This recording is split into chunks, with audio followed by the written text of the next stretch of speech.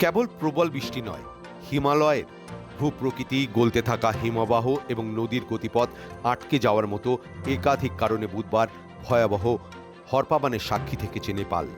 সুনামির মতো পাহাড়ের মাথা থেকে নেমে আসছে হিমবাহগুলা জলের স্রোত।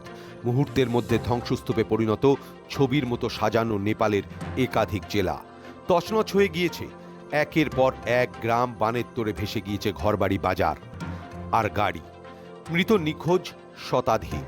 তিব্বত সীমান্তর কাছে ভোটেকশি নদী থেকে নেমে আসা জলের স্রোত পরে ত্রিশুলি নদীতে মিশে যায়। এক নিমেষে পাল্টে যায় আস্ত ভূগোল। নেপালে এ ঘটনা নতুন নয়। এই ধরনের ঘটনা হিমালয়ের কোলে এই দেশে নতুন নয়। 2025 সালেও একই সীমান্ত এলাকায় ভয়াবহ বন্যা হয়েছিল। 1981 সালেও তিব্বতের একটি হিমবাহ হ্রদ আচমকা জল ছেড়ে দিয়ে ভয়াবহ বিপর্যয় ডেকে এনেছিল এখানেই। গবেষণায় সেই ঘটনায় 200 জনের বেশি মানুষের মৃত্যুর উল্লেখ রয়েছে। বিপদের আরেকটি বড় কারণ হিমবাহ গলতে থাকা। 2000 সালের পর হিন্দকুশ হিমালয় অঞ্চলে হিমবাহের বরফ কমে যাওয়া এবং গলে যাওয়ার হার দ্বিগুণ হয়েছে। ফলে পাহাড়ের উপরে তৈরি হচ্ছে নতুন নতুন হিমবাহ হ্রদ। এই হ্রদগুলির প্রাকৃতিক বাঁধ ভেঙে গেলে মুহূর্তে নিচের দিকে নেমে আসতে পারে বিপুল জলরাশি। নেপাল, তিব্বত এবং ভারতের বিস্তীর্ণ অংশ জুড়ে রয়েছে এমন হাজার হাজার হিমবাহ হ্রদ। 2020 সালের একটি সমীক্ষায় কোশি গণ্ডক এবং কর্ণালী অববাহিকায় 3624টি হ্রদের সন্ধান পাওয়া যায়। এর মধ্যে 47টিকে সম্ভাব্য বিপজ্জনক বলে চিহ্নিত করেছেন গবেষকরা। এদিকে সমস্যা আরও বাড়ছে নদীর পাড়ে বিপুল নির্মাণ কাজে। চীন নেপাল বাণিজ্য পথে সেতু, রাস্তা, শুল্ক কেন্দ্র, ভবন এবং জলবিদ্যুৎ প্রকল্প গড়ে উঠেছে এমন এলাকাতেও যেখানে হরপাবানের ঝুঁকি রয়েছে। বুধবারের বানে নেপালের বিদ্যুৎ উৎপাদন ক্ষমতায় বড় ধাক্কা লেগেছে।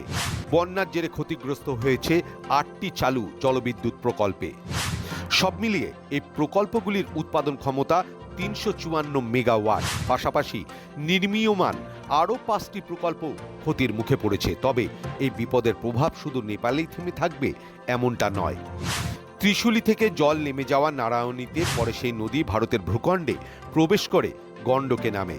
ফলে হিমালয়ের উপর নজরদারি এবং আগাম সতর্কতা না বাড়ালে আগামী দিনে এই বিপর্যয়ের প্রভাব আরও দূর পর্যন্ত ছড়ানোর আশঙ্কা থেকেই যাচ্ছে।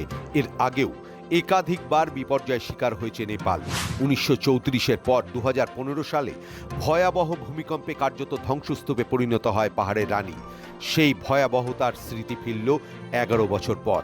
নেপাল বিপর্যয় হলো হরপাবানে। ছবির মতন সাজানো শহর আজ যেন মৃত্যুপুরী। যেদিকে শুধু চোখ যায় শুধুই ধ্বংসস্তূপ, চারিদিকে শুধুই স্বজন হারানোর কান্না। ব্যুরো রিপোর্ট, সময়, কলকাতা।